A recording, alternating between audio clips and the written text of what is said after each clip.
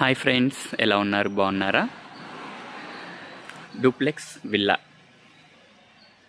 ఏదైనా దేవుని కార్యము మన ఎడల జరగాలి అని ఉంటే ఖచ్చితంగా అది నెరవేరుతుంది.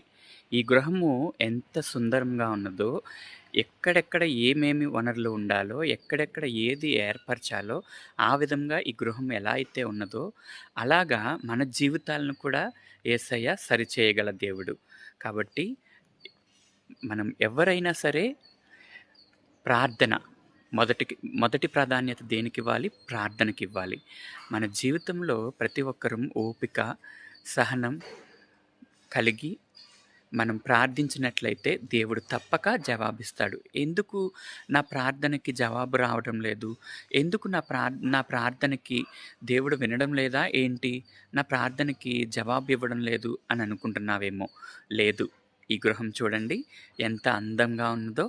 ఈ గృహం ఎలా అయితే అందంగా ఉన్నదో, నీ జీవితాన్ని కూడా దేవుడు ప్రార్థన ద్వారా నీ స్థితిని, నీ పరిస్థితిని, నీ ఆలోచనల్ని మార్చబోతున్నాడు. ఈ నూతన సంవత్సరంలో ఈ నూతన గృహము ఎలా అయితే ఉన్నదో, ఆ విధంగా నీ జీవితాన్ని దేవుడు చేయబోతున్నాడు. కాబట్టి ప్రతి ఒక్కరము శ్రద్ధ కలిగి ప్రార్థన చేస్తే ఆశపడు ప్రాణాన్ని ఆయన ఖచ్చితంగా తృప్తిపరుస్తారు.